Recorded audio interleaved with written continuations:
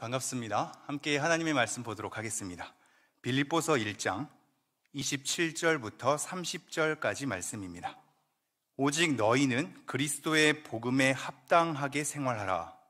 이는 내가 너희에게 가보나 떠나 있으나 너희가 한 마음으로 서서 한 뜻으로 복음의 신앙을 위하여 협력하는 것과 무슨 일에든지 대적하는 자들 때문에 두려워하지 아니하는 이 일을 듣고자 함이라.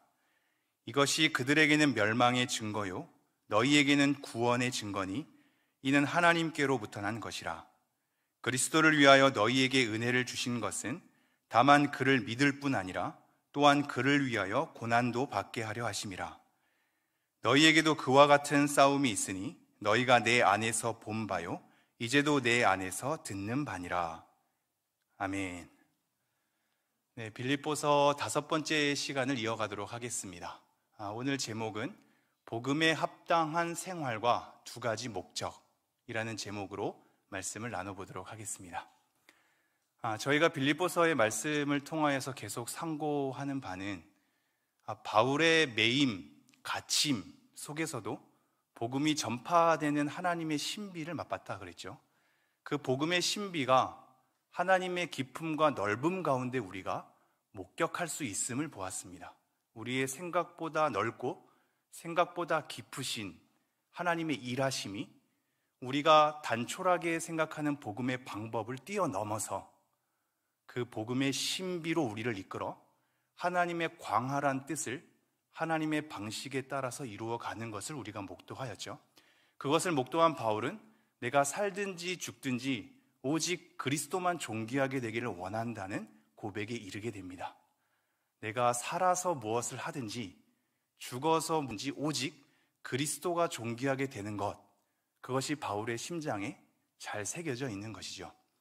그리고 나서 바울이 무엇을 고백하고 있냐면 우리가 전 시간에 배웠다시피 내가 살든지 죽든지 그리스도가 존귀하게 되는 것, 그러기에 내가 죽어도 하나님께서 온전히 그 일을 이루어내시며 하나님께서 하나님이 원하는 하나님의 나라를 완성해 간다는 것을 목도했던 이 바울은 이제는 내가 떠나서 주와 함께 있기를 원한다라고 했죠. 이제는 이 삶을 마감해도 그래서 내가 이제 주를 대면하여서 주와 함께 있는 것, 이것을 내가 원한다라고 했죠. 그럼에도 불구하고 하나님 앞에 다시 한번 잘 목도하니 살아서 여러 가지 하나님의 나라를 위해서 끼치는 유익이 있음을 또한 발견하게 됩니다. 그래서 내가 주와 함께 있기를 원하나 이 땅 가운데 살아있는 이유는 바로 너희 때문이다 라고 얘기하죠. 너희를 위하여 내 남은 삶을 살아내겠다라고 얘기하는 바울을 우리가 보게 됩니다. 그리고 너희를 위하여 살아가는 그 삶에 대한 내용이 무엇이냐면 복음의 진보였습니다. 복음의 진보. 우리가 그냥 머무는 것이 아니라 복음이 우리 안에서 전진해 나아갈 수 있도록 우리를 이끌고 나가고 우리가 복음을 품고 복음에 합당한 삶으로 끌고 나아가기 위한 그 전진을 이루기 위해서 내가 너희와 함께 하겠다. 그리고 또한 기쁨입니다. 신앙생활에 우리가 자주 까먹지만 사실 진수 중에 하나는 하나님을 기뻐하는 것이었고, 그러기에 우리의 신앙은 우울함이 아니라 하나님을 기뻐함으로 여러 사람을 품어갈 수 있는 그 신뢰 속에 있단 말이죠. 이런 믿음의 진보와 기쁨을 위하여서 내가 함께한다. 그리고 마지막 하는 말이 그러기에 그리스도 안에서 우리가 서로 자랑할 것이 풍성했으면 좋겠다라고 얘기했단 말입니다. 내가 사나 죽으나 오직 그리스도만 존귀하게 되기를 원하는데 내가 살아서 이 땅에 남아야 할 것은 너희 때문이며 우리가 함께 복음의 진전을 이루고 기쁨을 맛보며 우리 안에 그리스도 안에서 서로 풍성히 자랑할 것이 넘치기 원하는 것, 이러한 삶을 우리가 살아가길 원한다라는 것을 전 시간에 확인하였습니다. 그리고 오늘 말씀이 이어지는 거거든요. 제가 27절 한번 읽어드리겠습니다. 오직 너희는 그리스도의 복음에 합당하게 생활하라. 이는 내가 너희에게 가보나 떠나 있으나 너희가 한 마음으로 서서 한 뜻으로 복음의 신앙을 위하여 협력하는 것과. 첫 문구가 우리를 사로잡죠. 오직 너희는 그리스도의 복음에 합당하게 생활하라. 우리가 사나 죽으나 그리스도만 존귀하게 되는 것이라면, 그것이 우리의 삶의 목적과 이유가 된다면 당연히 우리는 그리스도의 복음에 합당한 생활을 해 나아가야 할 것입니다. 사나 죽으나 우리의 진정한 목적이 그리스도가 존귀하게 되는 것, 이것에 우리가 진심으로 동의가 된다면 우리의 삶 전반을 점검할 때 그리스도의 복음에 합당한 삶을 추구하는 것은 당연히 연이어지겠죠. 그러므로 이러한 삶은 그리스도가 존귀하게 되기 원합니다라는, 그리고 그 전에 우리가 사나 죽으나 온전히 하나님께서 하나님의 나라를 이루어 가실 것입니다라는 하나님의 신실함 속에서 기인해 나오는 내용이란 말이죠. 이러한 내용 속에서 우리가 이 문장을 좀 한번 여러 가지로 생각을 한번 해봤으면 좋겠습니다. 먼저 이것이 나오게 되는 순서가 지금 복음에 합당한 생활 아닙니까? 복음에 대한 생활에 대한 부분이거든요. 근데 그에 앞서서 어떤 내용 속에서 이어지냐면, 첫 번째는 1장 7절에 보면 복음을 변명함입니다. 복음을 변명함. 변증하는 거고, 복음을 지켜나가는 거고, 복음을 설명해내는 거죠.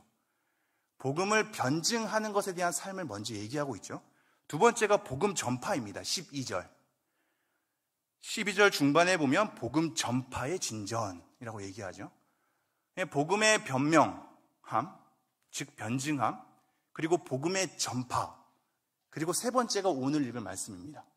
복음의 생활입니다. 이 세 가지는 떨어질 수 없는 내용입니다. 삶만이 강조되지 않고 변증과 전파도 강조되죠. 이거는 떨어질 수 없는 관계며 셋 다 강조되어야 할 내용입니다. 그러한 흐름 가운데 복음에 대한 생활을 마주해야지 우리가 복음에 대한 변증도 없고 복음에 대한 전파에 대한 내용도 없이 삶을 일구어내려니 삶이 안 나오죠. 어떤 삶이 바른 삶인지에 대한 깨달음도 없을 수 있기 때문입니다. 그럼 다시 한번 첫 문장으로 가자면, 오직 너희는 그리스도의 복음에 합당하게 생활하라 라고 얘기하고 있습니다. 그리스도의 복음에 합당하게 생활하라. 동서고금을 막론하고, 즉 전 세계, 옛날 오늘날을 막론하고 삶을 강조하지 않았던 적은 단 한 차례도 없습니다. 삶을 강조하는 것은 지극히 당연한 것이고, 우리는 어렸을 때부터 그러한 부름을 많이 받게 되죠. 우리가 가족 안에서도 훈육하는 부모로서 있을 때 아이들에게 평가받는 것은 언행일치 아닙니까? 왜 부모님은 이렇게 얘기하면서 부모님은 그렇게 살지 않습니까? 를 비판받게 되어 있단 말이죠.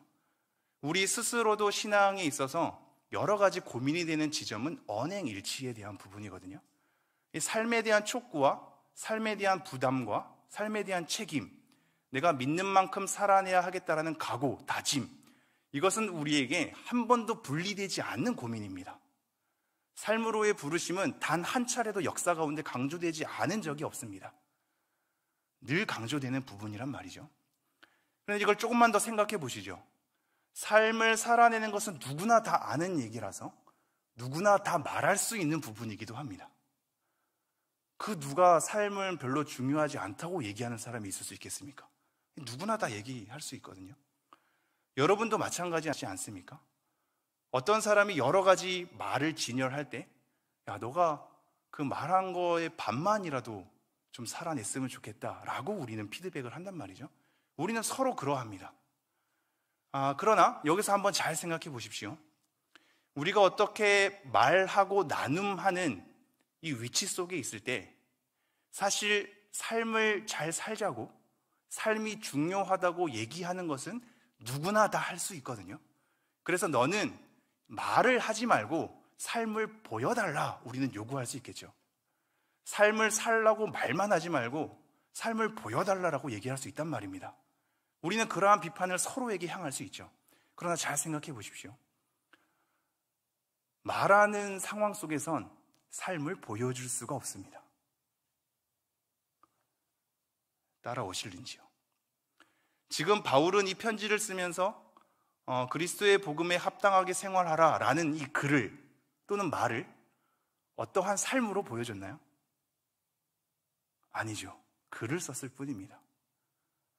우리가 어떤 말하는 위치, 설교도 그렇고 가르침도 그렇고 여러분 가운데 서로의 나눔도 그렇고 말하는 순간에 여러분의 삶을 보여줄 수 있습니까? 그렇지 않습니다. 말로써 전달할 뿐이죠. 말로써 삶을 강조할 뿐이란 말입니다. 그러므로 말을 전달해야 하고 말로써 그 내용을 상기해야 하고 말로써 우리가 함께 마음을 모을 수 있는 그 자리에서는 삶을 보여줄 수 없기에 그 삶이 녹아내려져 있는 각성, 그것을 말로 전달할 뿐입니다. 그렇다면 삶의 지점은 어디서 나올까요? 이 말이 설득력 있는 것은 말 다음에 연이어지는 우리의 삶과의 연관성 속에서 나올 것입니다. 그와 일관되게 삶이 정말로 하나님 앞에 올바르게 펼쳐지는 삶이어야 그 사람이 말하는 말은 무게가 실리게 되어 있죠. 그러므로 말하는 자리에서는 말밖에 할 수 없으나 그 말의 진정성, 그 말의 엄격함, 그 말의 진지함, 그 말의 무게는 그 말이 끝난 다음에 삶 속에서 이어진단 말입니다. 그럼 우리가 한번 더 이렇게 나아가 볼까요? 여러분은 삶을 많이 강조하지만 정말 삶이 하나님 앞에서 합당한, 복음에 합당한 삶으로 정말 원하시는지요? 이걸 왜 되묻냐면 여러분은 수많은 말을 들으면서 삶을 강조하지만 정작 어떠한 삶을 어떻게 살아내야 할지는 추상적일 때가 많기 때문입니다. 눈에 보이는 몇 가지만 요구하기 마련이죠. 자기가 잘 살아내는 것에만 눈에 보이기 마련이고 누구나 다 우리는 그런 연약함을 가지고 있습니다. 어떤 사람은 어떤 삶 속에서 굉장히 잘 살아낼 수 있겠죠. 어떤 삶의 부분에서는 그 사람의 나약함 때문에 잘 못 살아내는 것이 있을 겁니다. 우리가 그러한 걸 서로 겨냥해서 잘 사는 삶은 눈 감아버리고 못 사는 삶만 공격하는 것은 나쁜 거죠. 못된 거죠. 우리의 삶 속에서 다시 한번 확인해야 될 지점은 내가 삶에 대해서 정말 어떠한 것을 원하는가에 대한 부분입니다. 저 사람의 말만 가지고 그 말을 요리하는 것이 아니라 그 사람이 말한 말에 따라 삶이 어떻게 펼쳐지는지를 도마 위에서 요리하는 정도가 아니라 정말 나는 복음에 합당한 삶을 원하는가로 다시 한번 잘 돌이켜봐야 한단 말이죠. 제가 이것을 왜 강조하냐면 저도 나름의 이 씨름들을 많이 한 적이 있습니다. 여러분이 보기에는 간단한 저의 젊은 과거의 시절이겠지만 저도 다양한 사람들, 다양한 단체들을 많이 만나보았습니다. 그리고 그 사람들이 정말로 하나님 앞에서 잘 살아내는 것들을 많이 목격하였습니다. 그리고 그들은 지금도 그렇게 살고 있거든요. 저는 그들이 그렇게 살아내 준 것에 대해서 굉장히 감사함이 있습니다. 예전에는 단순히 질투 정도도 했습니다. 저 사람은 왜 저렇게 잘 살아낼까? 왜 저러한 관계가 잘 형성이 될까? 나는 왜 그 무리 가운데 들어가지 못하며 저러한 관계를 만들어낼 수 없을까에 대한 약간의 질투 정도였다면 지금은 사실 감사합니다. 이게 진짜 어려운 삶인데 저 사람들은 말한 대로 살아내고 있구나. 저 사람들은 성경에서 요구한 다양한 것들을 잘 체화시키고 있구나. 그들의 존재가 있기에 감사하며 도전이 됩니다. 10년이 지나도 변하지 않는 그들의 걸음에 따라 나는 지금까지 무엇을 하고 살았나를 돌이켜보게 되고 나도 저러한 방향으로 걸어야 하는데 라는 반성이 일어나게 되죠. 그 사람들은 굉장히 수많은 부딪힘 속에 있습니다. 우리가 단순히 우리의 영역, 우리가 누려왔던 자유, 우리가 잘 재미와 즐거움으로 누려왔던 삶, 이 모든 것에 대해서 하나씩 다 하나님 말씀 앞에 조정하는 단계들이 있거든요. 그래서 여러분은 단순히 이 복음에 합당한 삶이라고 추상적이겠지만 그들은 보다 구체적입니다. 그래서 그들이 먹는 것, 내가 무엇을 먹는 것이 하나님 나라와 어떻게 연관이 되겠는가? 내가 사는 것, 내가 이러한 집에 거주하는 것, 이러한 평수, 이러한 가족의 위치 속에서 이러한 지역 속에 내가 이렇게 살아내는 것이 과연 하나님 나라에 합당한가? 내가 입는 것, 내가 소유하는 것, 내가 그 환경을 어떻게 생각하는가에 대한 모든 생태적인 문제까지 그 사람들은 정말 철저하거든요. 정말 철저합니다. 철저하게 삶을 일구어내는 사람들이 있단 말입니다.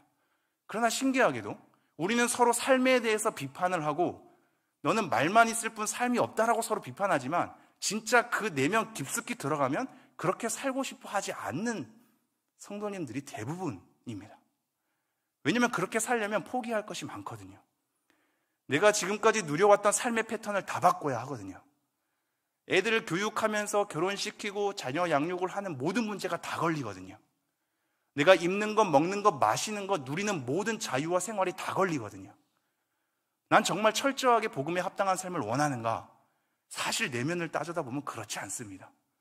우리가 원하는 건 적절한 선에서 내 자유와 권한을 잃지 않는 정도, 사회에서 나에 대해서 어느 정도는 인정을 누린 채 신앙적으로도 괜찮다 평가받는 두 가지의 인정 욕구가 우리 안에 다 도사리고 있죠. 교회 안에서도 괜찮은 성도, 교회 밖에서도 괜찮은 이웃. 이 두 가지의 욕심을 내려놓을 수 없기 때문에 철저할 수 없는 우리를 발견하게 된단 말이죠. 그래 놓고 삶이 어쩌고 저쩌고 하는 것은 모순일 때가 있단 말입니다. 여러분은 정말 복음에 합당한 삶을 원할까요? 우리가 그거부터 질문해야 누군가가 삶이 없다고 비판하는 지점이 합당하지 않겠습니까? 그러한 삶에 대해서 고려하지 않은 채 추상적인 삶에 대한 강조만으로 아멘이 나온다면 허탈할 것입니다. 허탈할 것입니다. 그 아멘이 여러분의 삶의 구체적인 모습을 변화시키지 않기 때문이죠. 추상적인 아멘이 말입니다. 오늘 말씀은 그것을 좀 더 깊숙하게 우리를 들여다보게 합니다. 제가 다시 한번 첫 문장 읽어볼까요? 오직 너희는 그리스도의 복음에 합당하게 생활하라 라고 얘기합니다. 이 생활하라는 말이 무슨 말인지 아십니까? 시민으로서 올바른 책임과 의무의 삶입니다. 이거는 생활 아닙니까? 생활. 단순히 교회의 봉사 몇 개 정도, 교회에서 행하는 예배 잘 드리는 이 정도가 아니란 말입니다. 생활입니다. 생활. 즉 우리의 일상과 연이어져 있는 부분입니다. 그러므로 우리가 정말로 복음에 합당한 삶을 일구기 원한다면 이 말씀과 예배 이후의 이 나눔 정도로 그쳐서는 안 되는 부분입니다. 우리의 삶의 전반에 대한 소통이 있어야 됩니다. 전반에 대한 함께 논의가 이루어져야 합니다. 단순히 이 설교 하나만으로 나에게 구체적인 적용점을 달라 이 정도는 안 된단 말입니다. 여러분이 말씀 앞에 내 삶의 구체적인 부분을 어떤 걸 포기해야 할지, 어떤 걸 일궈내야 할지, 그러나 나는 이러한 연약함이 있다는 걸 발견하고 그럼 우리가 어떻게 서로 합의하면서 이 지점을 한 단계 한 단계 밟아가야 할지를 서로 합의하고 소통하는 노력이 필요합니다. 왜냐하면 그것은 일상과 관련되어 있기 때문이죠. 우리는 사회라는 거대한 골리앗 앞에 성경처럼 다윗처럼 서면 좋겠는데 그렇지 않죠. 우린 다윗이 아니죠. 우리는 돌멩이 하나 던진다고 골리앗이 쓰러지지 않는단 말입니다. 사회라는 거대한 골리앗 앞에 우리는 무서워 벌벌 떨며 기어 들어가는 정도죠. 그러니 우리는 교회로서 한 공동체로서 합심해야 된단 말입니다. 합심하는 것으로 우리가 우리의 연약함을 어떻게 서로 감당해야 할지, 우리의 생활의 구체적인 것을 어떻게 조정해야 될지, 우리의 서로 합의와 소통, 그 가운데 논의가 없는 이상 우리의 삶은 여전히 변하지 않을 겁니다. 그래놓고 추상적으로 삶을 원한다고 얘기할 때가 많으며 여전히 변하지 않은 채 아멘은 하지만 그 안에 공허한 삶은 빈, 이렇게 삶이 비니까 우리의 고백마저도 그냥 이론적인 것으로 흩어지는 것 같은 느낌이 들어서 더 비판적이게 되는 그런 상황에 이르게 된단 말이죠. 생활하라. 우리의 일상과 관련된 것입니다. 그러므로 시민다운 삶에 대한 생활이 뭐냐면 이것은 결국 하나님 나라에 적합한 삶입니다. 하나님 나라에 적합한 삶. 제가 이것을 왜 강조할까요? 하나님 나라라는 개념은 우리의 신앙 가운데 굉장히 중요합니다. 왜냐하면 우리는 다 그렇지 않다고 얘기하지만 우리의 삶을 들여다보면 그렇기 때문이죠. 뭐가 그러냐면 우리도 모르게 교회와 사회는 이분법으로 나눠져 있죠. 교회에서는 교회의 삶이 있고 사회에서는 사회의 삶이 있는 것으로 교회에 통용되는 것을 사회로 들어갔다간 굉장히 많은 저항을 맛보는, 그렇다고 교회에 있는 것을 고스란히 솔직하게 교회에 풀어놓으니 교회에서도 눈총을 받는, 그러니 자연스럽게 이분법적으로 나누어진단 말입니다. 이 지점에서 하나님 나라에 대한 중요성은 뭐냐면 하나님 나라는 하나님의 다스림이거든요. 하나님의 다스림은 어느 한 영역에 국한되지 않습니다. 하나님은 교회를 다스리고 사회를 다스리지 않는 그런 분이 아니란 말입니다. 모든 창조세계, 모든 하나님이 만드신 피조세계는 다 하나님의 영역이며 그러기에 하나님의 다스림이 있습니다. 그러므로 우리가 교회라는 영역뿐만이 아니라 우리 개인의 영역뿐만이 아니라 사회의 모든 지역의 영역 속에 하나님의 다스림에 맞는 삶을 일구어야 될 책임이 있죠. 그것이 하나님 나라 개념입니다. 그렇다면 하나님 나라에 합당한 시민으로서 우리의 삶을 일구는 것은 내가 교회의 생활만이 아니라 내가 하나님을 믿는다는 그 믿음에 대한 내용을 내 구체적인 삶의 소소한 생활 가운데 어떻게 이것이 연결되며 일구어야 될 책임이 어떻게 나에게 구체화될 수 있을까에 대한 고민이 없이는 우리는 이러한 복음에 합당한 삶을 일궈낼 수가 없습니다. 이것에 대해서 함께 논의하고 고민한 바가 있는지요? 고민하고 논의해도 쉽지 않거든요. 우리의 삶의 연약함이 불쑥불쑥 튀어나오기 때문이며 사람마다 강조점이 다르기 때문이고 각자 잘 할 수 있는 영역이 또한 다르기 때문입니다. 그런데 이러한 논의마저 없는 삶은 우리의 신앙을 굉장히 추상적으로 흐르게 하죠. 그것에 대해서 지금 바울이 일갈하고 있습니다. 그리스도의 복음에 합당하게 생활하라. 우리가 믿는 복음이 무엇인가? 우리가 지금 소화해내는 복음이 무엇인가? 단순히 우리가 예수님 믿고 구원받는 삶 정도의 문구로만 끝난다면 사실 우리가 예수님 믿고 구원받는다는 것에 대한 내용은 굉장히 풍부하거든요. 풀어낼 것이 너무나 많습니다. 하지만 이 내용을 다 모른 채 단순히 이 문구로만 소화하는 우리의 정도라면 우리의 구체적인 일상에 대한 고민이 이어질 수가 없죠. 이러한 삶이 허다하기 때문입니다. 믿음이 있어도 성경의 가치에 따라 삶을 풀어내지 못할 수가 있습니다. 그것이 내 주변의 성도님들에게도 자연스럽게 발견된다면 더더군다나 반성의 기미, 나를 돌이켜볼 기미가 보이지가 않죠. 바울은 그것을 지금 꼭 집어내고 있습니다. 사나 죽으나 그리스도만 존귀하게 되는 삶을 정말 원한다면 우리는 복음에 합당한 생활을 일구어내야 한다. 그것이 하나님 나라라는 다스림을 받는 하나님의 백성이 살아내고자 하는 모든 일상의 걸음이기 때문이다 라고 얘기를 한단 말입니다. 그러므로 이렇게 생활한다라는 것은 사실상 보다 무거운 삶의 책임과 의무 그리고 공동체를 연상할 수밖에 없습니다. 개인으로서 이겨낼 수 없는 커다란 사회 앞에 우리는 함께 소통하고 함께 논의하며 함께 우리의 연약함을 짊어지고 함께 고민을 풀어낼 수 있는 동력자들이 필요하단 말입니다. 그러므로 복음에 합당하게 생활하라 라는 것은 여러분의 개인의 고민으로 해결하십시오 정도를 넘어서서 여러분이 함께하는 동력자들과 이 모든 생활을 점검하며 나아가십시오 라는 것으로 풀어낼 수 있겠습니다. 단순히 봉사 정도로만 함께하는 일 정도로만 모이고 흩어지는 관계가 아니라 삶에 대한 내면을 전체 다 나누는 관계가 필요한 이유가 여기 있습니다. 우리의 일상을 서로 섞으려면 신뢰하는 관계가 아니면 안 되기 때문이죠. 우리는 그러한 적절한 관계가 많아서 서로 간격을 유지한 채 특별한 봉사나 특별한 일에 하하호호 모였다가 흩어지죠. 자기의 내면은 끄집어내지 않은 채 말입니다. 그런 것은 우리가 다 그런 관계를 할 수 있죠. 그러나 뭔가 뒤돌아서면 공허하지 않습니까? 그러한 관계 속에서는 복음에 합당한 생활, 하나님 나라로서의 일상을 일구는 삶은 우리에게 불가능합니다. 그래서 우리가 이 복음에 합당하게 생활하라는 것에 대한 이 지침 속에 두 가지 목적을 바울이 얘기하고 있거든요. 그거를 깊숙하게 보면서 한번 이 말씀을 더 이해해 보죠. 그 다음 구절 제가 읽겠습니다. 다음 문장. 이는 내가 너희에게 가보나 떠나 있으나 너희가 한 마음으로 서서 한 뜻으로 복음의 신앙을 위하여 협력하는 것과 무슨 일에든지 대적하는 자들 때문에 두려워하지 아니하는 이 일을 듣고자 함이라. 사실상은 한 가지 목적인데요. 제가 여러분이 잘 이 내용을 따라오기 위해서 두 가지로 분류를 했을 뿐입니다. 한 가지 목적이 뭐냐면 이렇게 번역돼야지 더 쉽습니다. 내가 너희에게 가보나 떠나 있으나 넘어가서 28절 중반 보면 이 일을 듣고자 함이라. 다시 한번 이어서 제가 해보죠. 내가 너희에게 가보나 떠나 있으나 이 일을 듣고자 함이라. 이게 목적입니다. 그리스도의 복음에 합당하게 생활하라.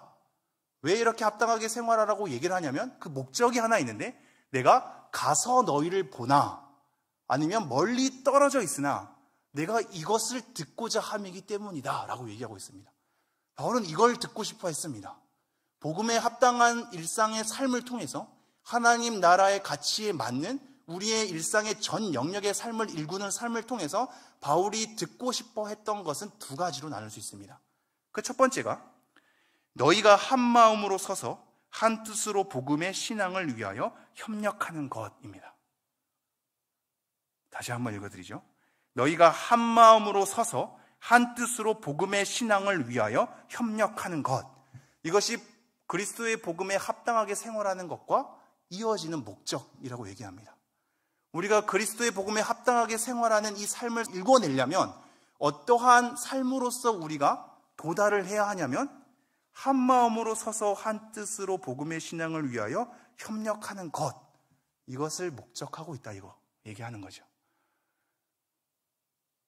이러한 문구로만 보면 뭔가 쉬운 것 같죠. 한 마음과 한 뜻으로 복음의 신앙을 위해서 협력하는 것, 그래 협력하자, 이런 정도로만 얘기할 수 있을지도 모릅니다. 그러나 이것을 좀 더 깊게 우리가 한번 들어가 보죠. 여러분, 협력은 여기에 이 단어에는 함께라는 단어가 들어가 있거든요. 이 함께라는 단어는 서로 소통하고 상의하고 같이 뜻을 맞춰서 함께 결과를 일구어내는 방향과 내용입니다. 즉, 우리가 협력하자 그러면 이렇게 써먹을 때가 많죠. 내가 하는 일에 너가 도와야 돼. 그게 협력이지. 이렇게 생각할 때가 많죠. 내가 뭘 제안할 때 너가 날 따르지 않으면 협력 안 하는 거고, 내가 제안하는 걸 따르면 협력하는 거라고 생각하죠.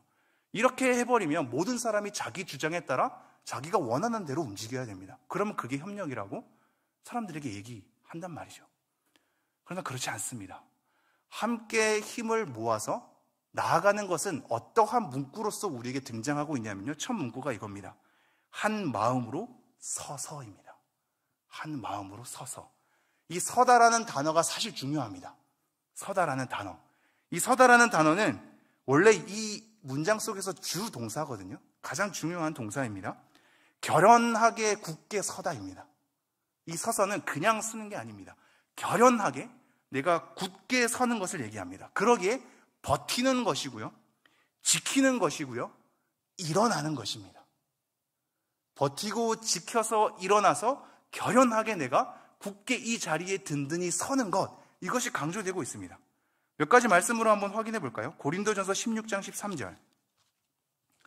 고린도전서 16장 13절을 제가 읽어드리죠. 깨어 믿음에 굳게 서서 남자답게 강건하라. 이 남자답게는 장성한 사람이라고 얘기할 수 있겠는데요. 어쨌든 굳게 서서가 깨어라는 단어와 이어져 있죠. 깨어 믿음에 굳게 서서. 우리가 또 다른 말씀 살펴볼까요? 에베소서 6장 13절입니다. 제가 읽어드리죠. 에베소서 6장 13절. 그러므로 하나님의 전신갑주를 취하라. 이는 악한 날에 너희가 능히 대적하고 모든 일을 행한 후에 서기 위함이라. 이 선다는 것은 그냥 두 발로 서는 것쯤으로 얘기하지 않죠. 하나님의 전신갑주를 얘기하면서 악한 것과 대항해서 싸우는 것에 대한 버팀이란 말입니다. 굉장히 투쟁적이죠. 그냥 서는 것이 아니란 말이죠. 또 다른 말씀 한번 살펴볼까요? 데살로니가 후서 2장 15절. 데살로니가 후서 2장 15절을 제가 읽어드리죠. 그러므로 형제들아, 굳건하게 서서 말로나 우리의 편지로 가르침을 받은 전통을 지키라. 말씀을 지켜내는 것을 굳건하게 서서란 단어와 얘기를 하고 있단 말입니다. 다시 한번 정리하겠습니다. 굳게 서서 하나님 앞에 나아가는 것에 대한 문구로 지금 이 말을 인용하고 있는데요, 단순히 서 있는 것 정도가 아니라 투쟁하면서 굳건하게 깨어 있으면서 올바르게 버텨내고 지켜내는 것, 이거를 서서라고 얘기합니다. 근데 이러한 서는 것은 어떠한 삶 속에서 나오느냐, 그 앞에 문구입니다. 한 마음으로 서서입니다. 한 마음으로 서서. 여기서 말하는 한 마음이 뭘까요?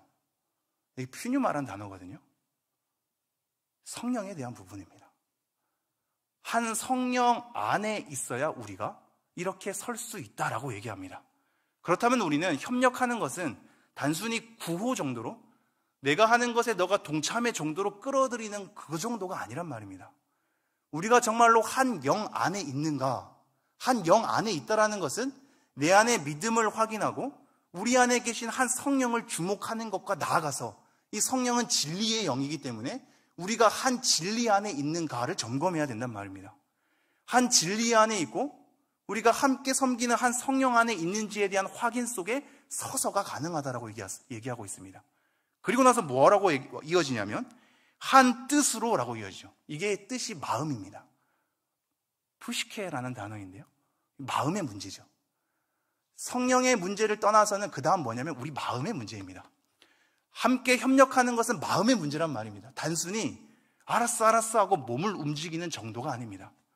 하는 수 없이 동참하는 정도가 아니고 내가 안 가면 저 사람이 삐지기 때문에 가줘야지 정도가 아니란 말입니다. 정말로 협력하는 것이 우리 가운데 일어나려면 한 영 안에 있어야 하고, 그러기에 한 진리와 한 믿음 안에 있어야 하고, 우리 마음의 문제가 크단 말입니다. 마음을 함께 하기로 하고 함께 한 하나님을 위해서 함께 수고하기로 하는 우리에 대한 신뢰의 관계 속에서 마음이 빚어져야 협력이 가능하지, 단순히 누군가 제안한 것에 대해서 하는 수 없이 끌려가는 정도는 한 마음이 아니란 말이죠. 그건 협력이 아닙니다. 단순히 순간적으로 동참하는 것일 뿐이죠. 너희가 한 마음으로 서서 한 뜻으로 복음의 신앙을 위하여 협력하는 것. 또 하나의 강조점이 있죠. 이 협력이 무엇을 위하여서라고요? 복음의 신앙입니다. 누군가에 대한 강한 주장에 따라서 하는 수 없이 피곤해지지 않기 위하여, 마음 상하지 않기 위하여, 이런 여러 가지 장가지들 말고 복음의 신앙을 위하여 협력하는 거죠. 그렇다면 이 협력은 세 가지입니다. 한 영 안에서, 한 뜻으로, 복음의 신앙을 위하여. 이 세 가지가 함께 있어야 협력이 가능하며, 그러한 협력 가운데 우리가 함께 서는 것, 서서 굳건하게 서고 지켜내고 우리가 세상에 저항하고 함께 나아가는 것, 이것을 원했습니다. 복음에 합당하게 생활하는 것에 대한 삶의 목적과 결과는 이 첫 번째, 이것을 바울이 강조하고 있습니다. 그럼 두 번째로 가볼까요? 28절 다 함께 읽어보겠습니다. 시작. 무슨 일에든지 대적하는 자들 때문에 두려워하지 아니하는 이 일을 듣고자 함이라.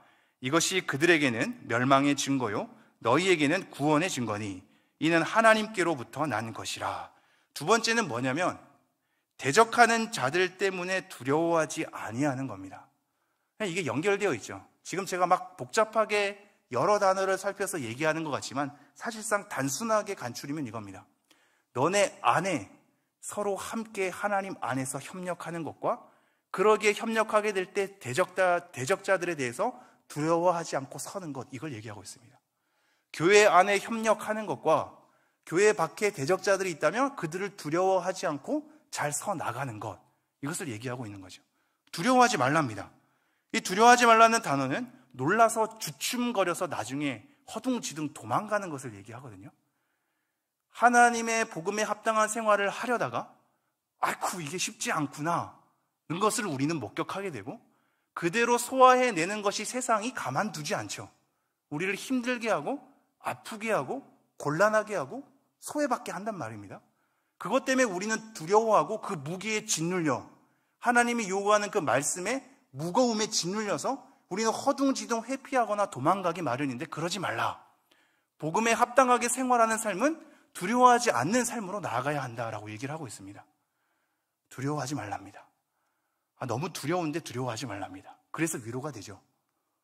절대로 두려움 자체가 너네에게 있어서는 안 된다라고 얘기하지 않고, 두려워하는 우리의 마음을 알기 때문에 두려워하지 말라라고 얘기하죠. 왜냐하면 이 세상을 이긴 이김은 하나님께로부터 오기 때문입니다. 이 세상을 이긴 이김은 하나님의 승리로부터 오며 그 승리에 대한 우리의 믿음으로부터 오죠. 요한 1서에 얘기하고 있지 않습니까? 우리가 이렇게 두려워하지 않으려면 어떻게 해야 될까요? 그럼 다시 한번 초반으로 돌아가죠. 함께 협력해야 되는 것입니다. 우리가 혼자 맞서 싸울 수 없단 말입니다. 교회 공동체는 그래서 허락한 하나님의 은혜의 집단 아닙니까? 우리 그리스도인들 개개인은 사회에 대한 저항에 버티지 못합니다. 그 골리앗의 크기 앞에 우리의 가냘픈 믿음의 발버둥으로는 이길 수가 없단 말입니다. 그래서 교회 공동체 가운데 삶을 소통하고 마음을 나누며 연약함을 감당하고 함께 사회에 대해서 대안적인 삶을 일궈낼 수 있도록 우리에게 촉구하고 있죠. 그러한 삶으로 우리가 함께 한 마음으로, 한 뜻으로 정말로 우리가 복음의 신앙을 위하여 함께하는 신뢰의 관계가 되면서 나아간다면 두려워하지 않는 힘이 우리 가운데 길러질 수 있죠. 하나님이 세상을 이기셨기 때문입니다. 그리고 나서 이렇게 이어집니다. 이것이 그들에게는 멸망의 증거요 너희에게는 구원의 증거니 이는 하나님께로부터 난 것이라. 이러한 삶을 사는 것, 복음의 신앙을 위해서 함께 협력하고 한 영 안에서 우리가 마음을 맞춰서 협력하는 것, 그리고 이에 따라 이 협력적 관계를 통하여서 대적자들을 두려워하지 않는 것, 이러한 삶이 그들에게는 멸망의 증거랍니다. 우리에게는 구원의 증거고요. 그들이 뭔가 이기는 것 같으나, 우리를 짓누르는 것 같으나, 그 가운데 우리가 두려움 없이 우리의 할 일을 하면서 서로 협력해 나가는 것, 이게 오히려 그들에게 멸망의 증거랍니다. 그들이 멸망받을 수밖에 없는 증거가 우리의 이러한 삶에 있답니다. 복음에 합당하게 일궈내는 삶, 그리고 이러한 삶은 우리의 구원의 증거이기도 하죠. 그러면서 마지막에 이렇게 얘기하죠. 이는 하나님께로부터 나는 것이라. 멸망과 구원이 하나님께로부터 났다는 것도 되고, 전체적으로 우리가 협력하는 것과 두려워하지 않는 것, 이 모든 것 또한 하나님께로부터 난 것이기에 우리의 협력과 두려워하지 않는 것은 단순히 우리 가운데 만들어내는 열심이 아니라 하나님 안에서, 하나님으로부터, 하나님에 의하여, 그러므로 한 성령 안에서 그 가운데 마음의 뜻을 맞춰서 복음의 신앙을 위하여 라고 연이어서 강조되고 있는 부분입니다. 29절 읽죠. 그러므로 그리스도를 위하여 너희에게 은혜를 주신 것은 다만 그를 믿을 뿐 아니라 또한 그를 위하여 고난도 받게 하려 하심이라. 여러분, 너무나 중요한 말씀입니다. 하나님은 우리에게 은혜를 많이 주시죠. 여러분이 정말로 은혜 받기를 원하지 않습니까? 이 예배 가운데서도 은혜를 원하며 우리는 그렇게 충전되기를 원합니다. 누가 지치고 힘들고만 좋아하겠습니까? 정말로 은혜 받기 원하잖아요. 그런데 한번 잘 보십시오. 이 은혜는 그리스도를 위하여 준 겁니다. 우리가 받은 은혜는 우리가 힘내고 기뻐하고 우리의 삶 가운데 뭔가 역동성이 있고 함께 힘내서 뭔가 이것을 이루어낼 수 있는 우리를 위한 것으로 생각했는데, 사실상 이건 그리스도를 위한 것이랍니다. 그리스도를 위하여 너희에게 은혜를 주셨답니다. 우리가 은혜 받고자 하는 것이 도대체 누구를 위한 것인가를 생각해 본 지점이죠. 우리가 받는 은혜는 그리스도를 위한 것입니다. 그리고 이렇게 얘기합니다. 다만 그를 믿을 뿐 아니라 또한 그를 위하여 고난도 받게 하려 하심이라. 이 말씀을 평생 잘 간직하셔야 됩니다. 우리가 정말로 복음에 합당한 생활을 하게 되면 우리의 의식주, 가진 소유, 우리의 삶의 구체적인 일상, 이거 다 바꿔야 한다고 얘기했죠. 이거 다 바꾸려면 저항이 있겠습니까? 없겠습니까? 있을 수밖에 없습니다. 나에 대한 저항, 내 자녀에 대한 저항, 이것이 만연하기 마련이거든요. 요 얼마 전에 나온 책 중에 하나가 악은 우리 외부에 있는 것이 아니라 내 안에 도사리고 있다라고 얘기하는 것이 있습니다. 사실상 나를 가장 하나님 앞에 살지 못하게 하는 것은 나죠. 내 안에 악이 나를 그렇게 자꾸 하나님 말씀과 동일하지 않게 끌고 가는 합리화를 만들어낸단 말입니다. 그러므로 잘 생각해 보십시오. 우리는 복음에 합당하게 생활하려면 사실상 불편합니다. 그래서 어떤 단체, 제가 또 좋아하는 어떤 장로님은 자발적 불편 운동이라는 걸 하시죠. 복음이란 그런 것이다. 자발적으로 불편하는 것을 감수하는 것이다 라고 얘기합니다. 우리가 편하게 즐겁게 하는 것은 복음에 합당한 생활을 하지 않기 때문일 수도 있습니다. 정말로 복음에 합당한 생활을 하면 불편하죠. 힘들죠. 우리가 누리는 모든 건 많이 내려놔야 하죠. 그래서 우리 안에서 사실 저항심이 가장 많이 생깁니다. 어떤 분이 정말로 복음에 합당한 삶에 대해서 굉장히 구체적인 실천을 강의한 적이 있습니다. 그러니까 나중에 목회자들도 그렇고 성도님들도 그렇고 이런 나눔을 하더군요. 나는 저렇게까지 못 살아, 이렇게 하거든요. 저렇게까지 못 살아. 이게 우리 안에 도사리고 있거든요. 내 안에 저항심이 사실 더 큽니다. 그러므로 다시 한번 잘 생각해 봐야 합니다. 정말로 복음에 합당한 생활을 하는 것, 또 그러한 삶 속에서 하나님께서 우리에게 은혜를 주신 것은 우리를 위함이 아니라 그리스도를 위함인데, 그러한 은혜 가운데 우리가 들어가 있다면 우리는 단순히 그 은혜로서 믿음을 받은 것, 믿음 생활하는 것을 넘어서서 고난이 따르기 마련이다라고 얘기하고 있죠. 복음에 합당한 삶은 고난을 피해갈 수 없다라고 얘기하는 겁니다. 다만 그를 믿을 뿐 아니라 또한 그를 위하여 고난도 받게 하려 하심이라. 그래서 마지막 30절 이렇게 얘기합니다. 함께 읽겠습니다. 시작. 너희에게도 그와 같은 싸움이 있으니 너희가 내 안에서 본 바요 이제도 내 안에서 듣는 바니라. 싸움이 있답니다. 이게 히브리서 12장 1절에서는 인내로서 믿음의 경주를 하며 할 때 이 경주입니다. 싸움. 함께 달려나가는 경주. 그래서 투쟁이 있는 삶. 그래서 사실상 어떤 책에서는 이 교회를 수많은 교회로 얘기하지만 전투하는 교회, 군사적 교회로 얘기하거든요. 평범하게, 행복하게, 즐겁게, 자유롭게, 편안하게 라는 교회로 언급하지 않고 전투하고 투쟁하는 군사적 교회로 표현한단 말입니다. 우리 가운데 싸움이 있기 때문이죠. 고난이 당연히 따르기 마련이다. 믿는 은혜뿐만 아니라 그리스도를 위한 은혜라면 복음에 합당한 생활을 하여야 하고 그러기 위해선 고난이 뒤따를 수밖에 없다. 이런 싸움이 나에게도 있다. 그리고 너네게도 있지 않느냐를 바울이 얘기하고 있습니다. 그리고 마지막 너희가 내 안에서 본 바요 이제도 내 안에서 듣는 바니라. 이미 너네가 내 안에서 이러한 투쟁들을 받고 그리고 나에 대한 삶이 너네들이 이미 이러한 투쟁이 있음을 들었다라고 얘기를 하고 있죠. 정리하겠습니다. 우리는 누구나 다 삶에 대해서 원하고 정말 그러한 삶을 살아내자고 서로 비판의 내용으로 서로를 겨냥합니다. 그러나 여러분, 정말 우리가 복음에 합당한 삶이 원하는지를 우리 스스로를 다시 돌이켜 봐야 할 것입니다. 그리고 그러한 삶을 일궈내려면 우리는 한 영 안에 있어야 하고 서로 한 뜻을, 마음을 합하여야 하며 복음의 신앙을 위해서 함께 소통하고 논의해서 합의에 도달하는 협력이 있어야 합니다. 그러한 가운데 발버둥쳐야 우리의 대적자들 앞에 우리는 서로 함께 안을 수 있고 눈물을 닦아줄 수 있고 그들에게 무서워하지 않고 다시 한번 하나님이 주신 이김 앞에 버텨낼 수 있는 힘이 길러질 것입니다. 그리고 그러한 걸음은 우리가 받는 고난에 대해서 감수하게 하고 당황하지 않게 우리가 받은 은혜가 그리스도를 위한 은혜임을 목격하게 하여 함께 그것을 위해서 고난을 버텨내는 삶으로 나가게 할 것입니다. 그것을 바울에게 보고 있고 우리는 성경 곳곳에서 보고 듣고 있으며 우리의 믿음의 선배들을 통해서 배워 나아가고 있습니다. 우리가 정말로 복음에 합당하게 살기를 원하는가 다시 한번 자문하시면서 나에겐 이러한 동역자들이 있는가, 우리는 이러한 걸음으로 함께 나아가기를 원하는가를 생각하며 하나님의 은혜를 촉구하는 여러분 되기를 소망합니다. 기도하겠습니다.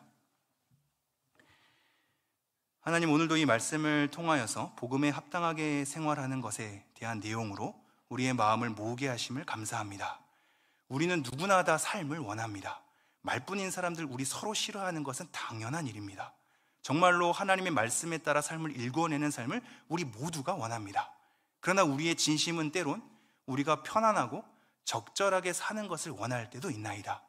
하나님, 이러한 우리의 심정을 뿌리째 뽑아서 다시 한번 그리스도 앞에 놓이게 하여 주시고 정말로 그리스도 안에서 뿌리를 박아 한 성령 안에서 마음을 맞추어서 함께 복음의 신앙을 위해서 협력하는 관계가 될 수 있도록 은혜를 허락하여 주옵소서.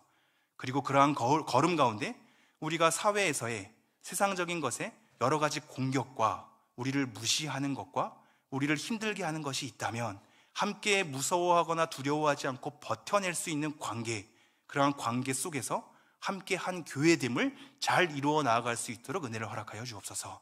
이 모든 말씀 우리 주 예수 그리스도 이름으로 기도합니다. 아멘.